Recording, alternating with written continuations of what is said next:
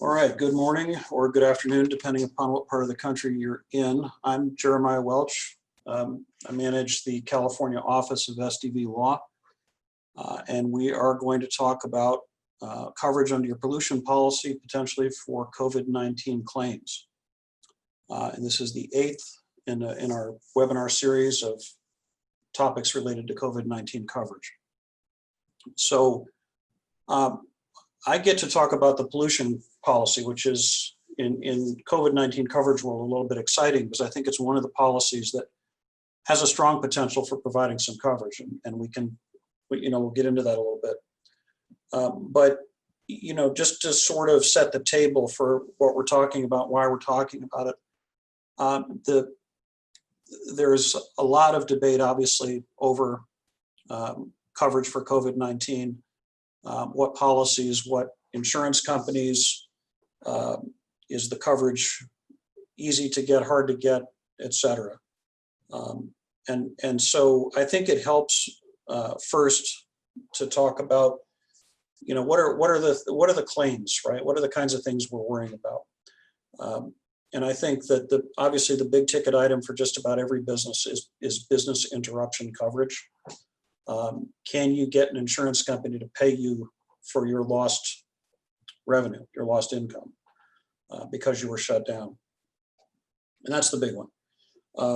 There is some concern and some discussion, I think, about liability claims, but that's something, talking to different people in the industry, people are not yet seeing a large influx of liability claims. And I think that probably accounts for the fact that there's not a tremendous number of working age people who are suffering significant damage, let's say dying, or having prolonged hospital stays or permanent disability. Most working class people are getting sick and then going back to work when they get better. And so I think the focus for insurance purposes tends to still be the big ticket item of business interruption coverage, and then perhaps whatever other consequential losses come from business-related shutdowns. That perhaps, through no matter what kind of insurance you're talking about, one of the biggest questions continues to be this debate about what happens if my loss is because I followed a government order to shut down. And I don't know whether the virus ever was on my premises, and I can't prove that it was or that it wasn't. I just did what I had to do because I was ordered to do so. And what challenge might that present to coverage? And we can talk about that, in the context of pollution coverage. So let's talk first about, just sort of set the table on what is a pollution insurance policy. Pollution insurance policies are really designed with environmental type losses in mind, contamination, CERCLA, that sort of thing. They can come in either liability insurance form, in which case the policy protects you for claims made against you because of pollution related things, or they can be first party in that they cover your own losses due to damage to your own property. And many policies provide both kinds of coverage. The significant thing with these policies is to figure out quickly whether they're claims made or occurrence based when you're talking about the liability policies. So that's kind of the way you need to approach it. The liability policy, again, is the policy that would protect you if a customer claims that they got sick because you didn't do something that you should have done to make them safe. If there's somebody who claims, an adjacent property owner somehow claims that their property was damaged because something you did on your property relative to COVID-19 made them unsafe. Those, again, they're kind of hard to conceptualize what those claims might look like. And it's hard to imagine that there's going to be a large amount of bodily injury claims when most people, yes, it was scary, they got sick, but they got better. That's not really attractive to most plaintiffs' lawyers, unless you can aggregate lots and lots and lots of people together in a common set of circumstances, such as a factory or something like that. But for the small business, the issue is really the property policy. the place that you can get the business interruption coverage. So the million-dollar question with pollution is COVID-19 considered pollution? The big question for any pollution policy is really, how does it define pollutant? Most of them will say that they cover losses or liabilities related to pollution events. And in the definition of pollution event, you'll probably see the term pollution or pollutant. And that will be defined. And that's really the place that's going to tell you the most about what kind of coverage you potentially have. There are policies that will not define the term pollutant. Those tend to be old policies. Most modern policies do have a definition of pollutant. That definition can be as general as using the word contaminant. It could say biological substance. It could even go as far as to say infectious or pathological materials or wastes. So there are policies that I've seen that COVID-19 absolutely falls within the definition. There are others where there's room to argue. I think it could certainly be argued that COVID-19 is a contaminant. If it's on your property, it's not supposed to be there. It's certainly a biological substance, and it's certainly infectious or pathological. Now, again, does the policy talk about that only in the context of waste? We do see those, biological waste. And it will say something to the effect of on, in, or upon land or structures. And so you see sort of the setup here is this idea that you've got to have COVID-19 on the premises, and that might be the challenge. So let's talk now a little bit about the context of what these policies will cover. Defense and indemnity for claims. We talked about that a little bit, but it's the cost of hiring the lawyer to defend you, and the cost of settling or paying the judgment on a claim that's because of COVID-19. And that's on the liability side. It has to be caused by a pollution event or pollutant. And now this is the important part. It can be either that it covers injury or damage during the policy period, meaning that the person that's suing you for injury or damage, they have to allege that that injury happened during the policy period. That's what we call occurrence-based coverage, meaning the accident and the damage resulting from the accident has to be within the policy period. Or it will say the pollution event needs to have happened during the policy period, or it will say that the claim has to be made during the policy period. The claim made during the policy period is claims made coverage. That kind of coverage, and pollution can come in either form, pollution policies. If it requires a claim made during the policy period, that's saying that it doesn't care when COVID-19 got to your premises. It doesn't care when a person got exposed. It only cares when that person brought the lawsuit against you or made the written demand, whenever they announced that I am coming after you for damage. That's the claim. Now, why that's particularly important is that if you have a claims-made pollution policy, you generally speaking have that policy period only in which to make the claim. If you wait until that policy period expires and you have a new policy period, that new policy period will say, no, I don't cover claims that were made during prior policy periods.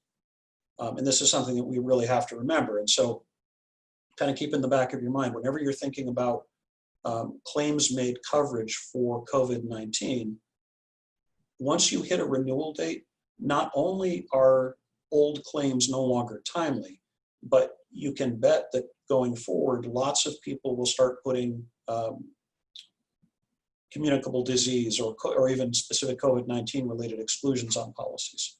So in a claims-made environment, there's a tremendous incentive to try to get claims in front of carriers before you hit a renewal date. And certainly in claims made, it's got to be the year that the claim was made has got to be the year that you present the claim, or else that's going to be a bar to coverage. So certainly be thinking about that. Now,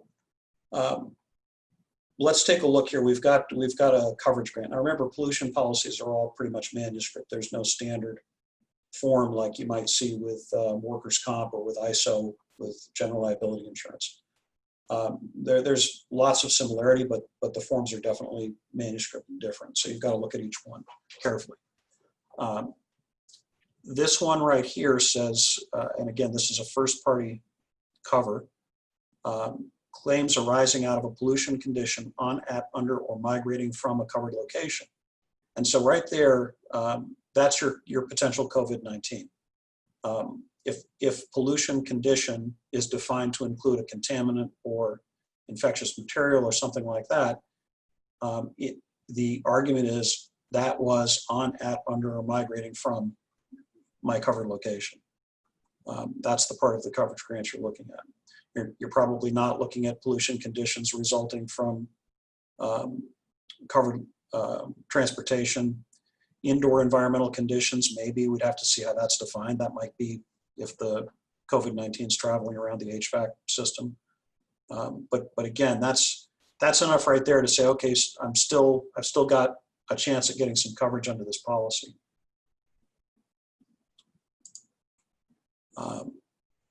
So let's talk about decontamination cost here. So in reality, what are most businesses facing? We talked about business interruption, and we'll talk about that a little more, but it's this idea that if I've been shut down, if I have reason to believe somebody's sick passed through the premises, I'm doing all kinds of things I probably have an expert that's telling me what I need to do. I'm probably spending money decontaminating. I might be buying masks and doing all sorts of things like that. And again, policies vary. So they might say they cover cleanup cost, and they'll say that means reasonable and necessary expenses, and that's a common theme. It has to be reasonable and necessary. Incurred in the investigation, evaluation, monitoring, testing, removal, etc., to neutralize a pollutant. Well, that does sound pretty much like what businesses are doing to respond to COVID-19. Investigation, evaluation, testing, removal. Now, but again, does that mean that I have to show that I had COVID-19 on my premises? Or is doing that as a precaution also covered?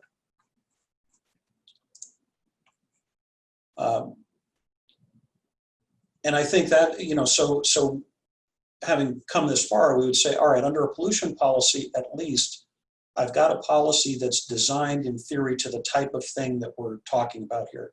A contaminant that gets into my property that I have to deal with. The threshold issue, though, I think for most carriers and most policies is going to be, do I have to show that I had COVID-19 on my premises or not? Is threat alone enough? And understanding that if you're able to show that you had a sick person, a sick employee, you might be in a better position to get coverage than somebody that didn't. Because that might mean that you're able to say, yes, I can, to the extent there's a requirement in this policy that there actually be COVID-19 that I'm decontaminating, I can prove that. Let's talk about some potential obstacles. Some of the definitions of pollutant or pollution condition will use terms like contaminant that we like, but they'll also say that it has to be a discharge, dispersal, seepage, migration, release, or escape. Kind of like what you imagine the traditional pollution policy written for the leaking fuel tank.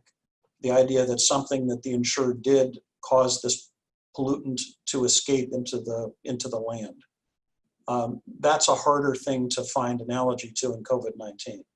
So I think policies that have that requirement will present a challenge. Some policies require that it has to be some act or omission of the insured that caused the pollution event, meaning that they simply won't cover, hey, I bought a piece of land that happens to have a contamination plume in the soil. Nope, it has to be something you did. Other policies written particularly for the construction sector will say it needs to arise from your work. And those are all things that would present a challenge here, because how do you show that anything I did had anything to do with the presence of COVID-19 on my premises? And unfortunately, we do see some pollution policies. It's not been common, but there are some that have communicable disease exclusions. And that represents a underwriter or carrier that has said, look, I'm covering traditional pollution, environmental pollution. I'm not trying to cover communicable disease. And I think with one of those on the policy, it's very similar to the other lines of insurance that other people have talked about. If you have this kind of exclusion, it's a tremendous uphill battle.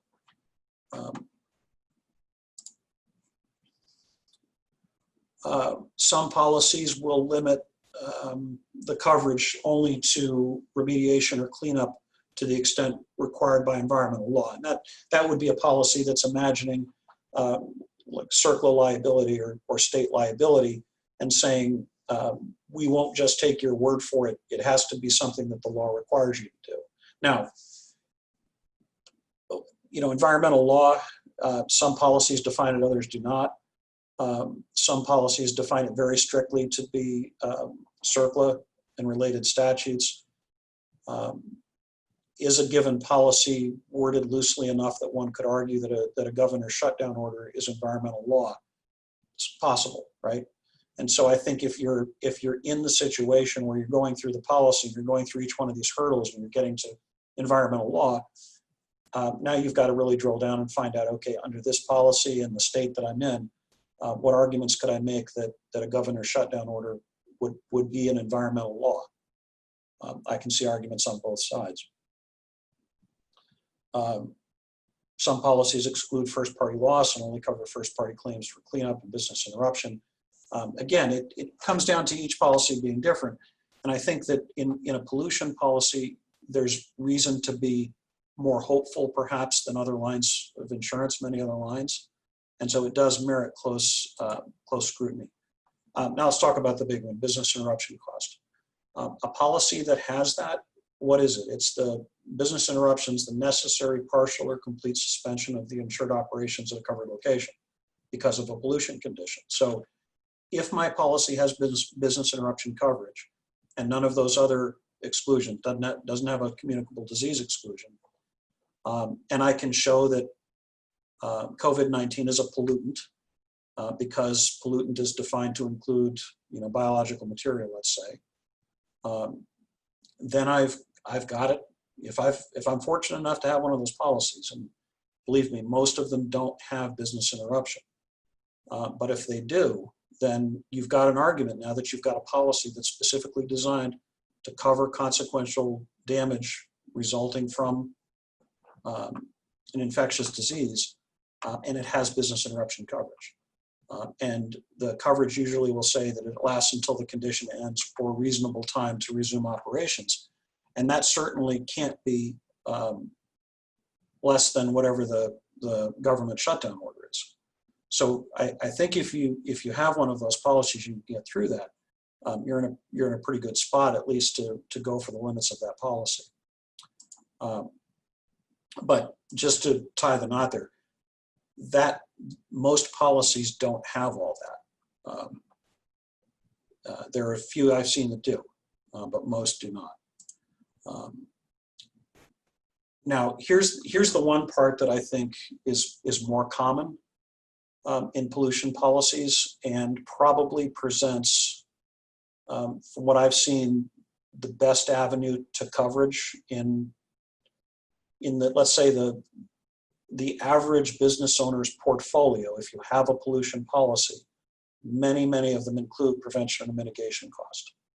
Now, the prevention or mitigation cost, the classic example would be, I know there's a hurricane coming, and so I board up all my windows. I can get the insurance company to reimburse me for the cost of boarding up the windows, the materials. Let's say I hired a contractor to do it. It's the idea that I acted responsibly to prevent the windows breaking because I knew the hurricane was coming, and the insurance company says, good job, we're going to incentivize you to do that. That's what this prevention mitigation is all about. I guarantee you that the people that drafted it and thought about it didn't think about the way we're going to apply it here, but you get to enforce the policy according to the way it's written. So this is a first party cover. It applies to your own costs for preventing or mitigating a loss.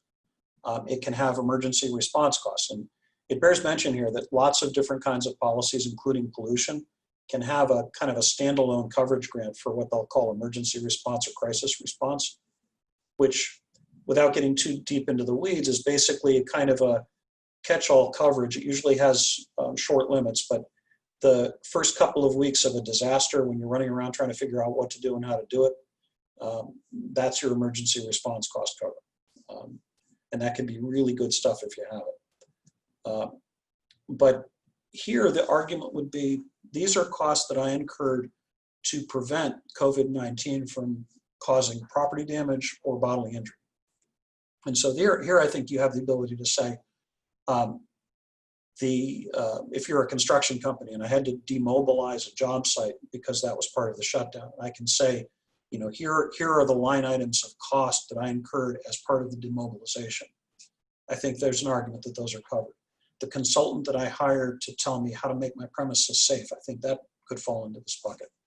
The decontamination contractors that I had come in because I had an employee who was sick.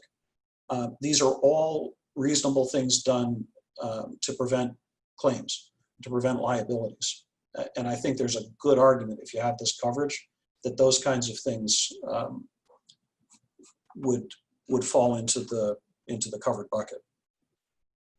And so, to me, that's the first thing to look for. Get the policy out, read the whole thing, but definitely look for that prevention and mitigation coverage, because that could be a place that you really get some solid stuff.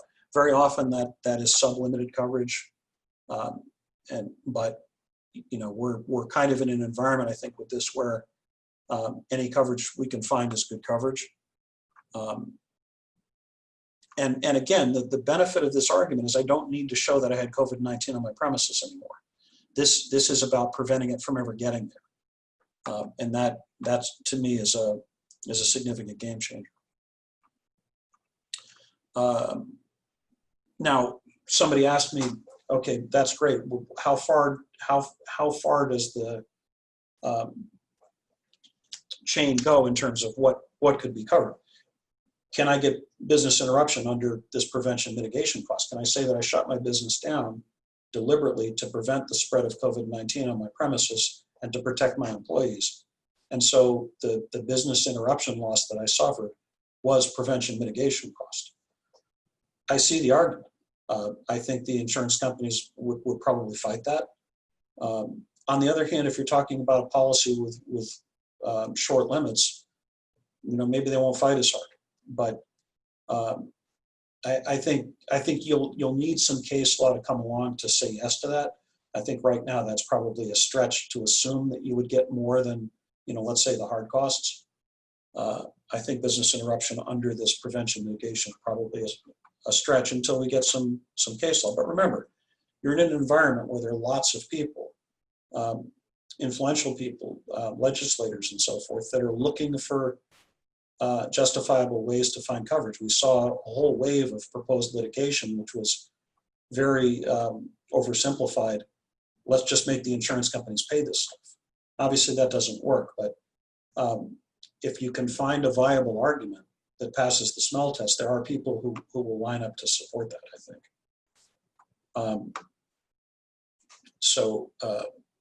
Definitely something to keep in mind. So what's this path to coverage look like? I think in the pollution policy, again, you're in really good shape starting out because you have a policy that's kind of designed for this type of loss. Something getting onto your premises that's not supposed to be there and that you have to spend money to get rid of and clean up after. And conceptually it fits, right? The definition of pollutant, it has to include something consistent with COVID-19, contaminant, biological. Now, there are states that have said if it just says pollutant or pollution undefined, there's quite a few states that will say, oh, no, in that situation, it's traditional environmental pollution, and likely wouldn't say communicable disease. But there are also states, Texas, for example, that have said, no, pollutant includes any contaminant, irritant, etc. And they would probably say that COVID-19 is included. But then when you start getting into modern policies that will say things like biological material, I think you're in a much stronger position to say, okay, I've met the definition of pollutant with COVID-19. Of course, no communicable disease exclusion. That's kind of a hard stop. But again, don't just read the headings. If you've got a communicable disease exclusion endorsement on the policy, read it very carefully. There might be arguments that it doesn't apply. It might have to do, for example, with how it was communicated, or whether you did anything to cause it to be spread. Who knows? Now, the issue of not needing to prove disease on the premises, I think that comes probably down to how the coverage grant is worded. But that's probably the biggest challenge to getting to most of the coverage is, does the policy require me to show that I actually had COVID-19? Or versus does shutting my business down in response to a governor's order, is that enough? And that will undoubtedly get litigated. If you have business interruption coverage, that's terrific. Most policies don't, but some do. Definitely look for the prevention mitigation coverage. I think that's the probably of the different policies I've looked at, the different arguments I've seen, that's the one that I think is the most exciting. Probably the best chance of getting some quote unquote real coverage. Those are my thoughts. Unfortunately, with the webinar format, we can't take questions, and that's my favorite part of presenting, is interacting with the audience and doing questions, but you can certainly call or email me. There are probably, with most of these things, I think most of us professionals in the industry are sort of thinking and evolving our thought processes with every passing day. And so I think there's room for dialogue and so forth. So I do invite commentary. You can certainly email me or call me. And then last but not least, I'd say, look forward to session number 9. Get ready to tune in. This stuff's all on our website. You can look at these, they're recorded. And there's also a wealth of information about COVID-19. We've got a case tracker that lets you kind of monitor the litigation trends and where a case is filed and so forth, and good business information. And I tell people too, look, there are a lot of people filing lawsuits right now, and it's very difficult sometimes to figure out which of these represent bandwagons and false hopes, and which ones of them represent things to pay attention to. But I think in probably every case, the statute of limitations to bring suit against the insurance company is probably still open. The shortest one of those that I've seen, usually that some property policies will say that you have to bring suit within a year of the loss. And that probably means, when did this start for us? February-ish, right? So start thinking about, the idea that any property claim, I've probably got to make a decision what I'm doing about it before the end of this year. Certainly review your policy and get an opinion on, okay, what is my date to file? But on property policies, it can be a short amount of time. Absent something like that written into the policies, then you're talking about state law, and it's usually going to be something like 3 years, could be more. But think about that, right? And in most cases, that gives you some breathing room to say, look, what am I doing now? I'm keeping track of my losses, with the idea being that at some point I might need to provide that detail to an insurance company or a forensic accountant that's going to help me put it together. But certainly make sure that you're tracking everything. There could end up being legislation that enables some kind of insurance-related governmental solution. In any case, you'll need that data organized and ready to go. But keep your eye on deadlines. That's the main thing.